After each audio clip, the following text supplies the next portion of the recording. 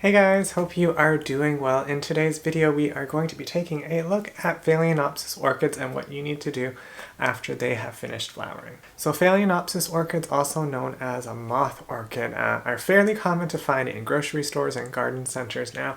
I know that growing up as a kid, these orchids were actually hard to come by. Particular colors were hard to find just because a lot of plants being sold were so immature that they weren't flowering. So when you bought something, you kind of hoped for the best that you got the right variety. So with a moth orchid, you can see here, this one is actually reflowered. You kind of can see where it got its name because it kind of looks like a little moth. So here, this orchid, I actually got this back last year for Valentine's Day. So you can see here that it has started to reflower. I did not cut these stalks back. So with the Phalaenopsis orchid, compared to a lot of other orchids, they might be capable, depending on the hybrid that you have, be able to bloom on its old stalk. So compared to some orchids, like right here I have my Oncidium orchid, which creates little pseudobulbs. This plant will have one flower stalk per pseudobulb, whereas for the Phalaenopsis orchid, it is able to reflower on that old stalk as well as create new stalks.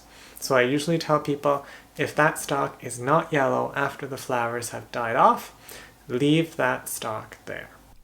So here is our close-up of one of my Phalaenopsis orchids. You can see this one has a interesting green-yellow color with a lot of pinky veins on it.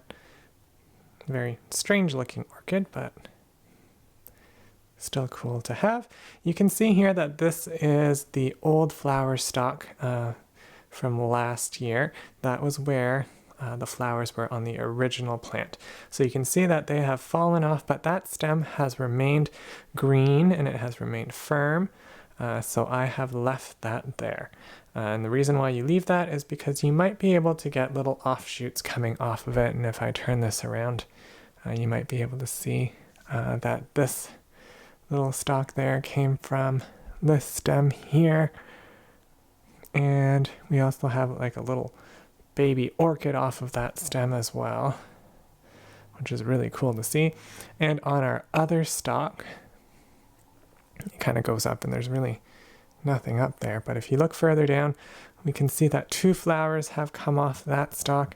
And even more amazing is the fact that there is a whole brand new stalk coming from the base of this plant. So as you can see, we have lots of flowers coming out of this. So we have 2, 4, and we have 6, plus new flowers from here as well.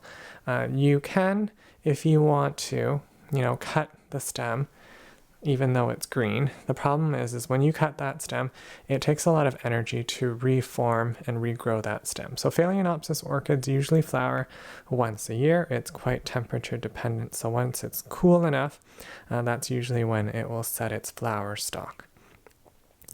So only when that plant has enough energy will it send up a new stalk.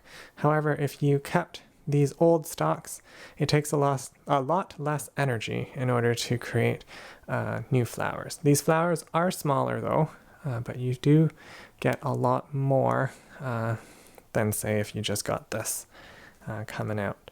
So here is another example of a Phalaenopsis orchid. This is my rescue orchid. It really struggled over the growing season because squirrels were chewing on it and crawling all over it, so it had a lot of damage with the leaves. But you can see this one, even the roots are a little bit rough at the moment, but this one's growing out of sphagnum moss. You can see that original flower stalk there.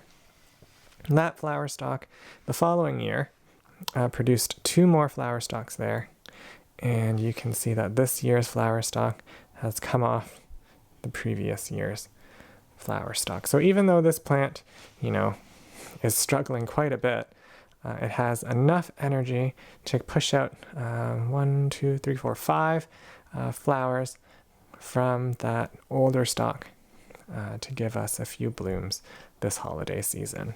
Anyways, I hope you found that video useful, and we will see you in 2021. Have a happy new year, and we'll see you later.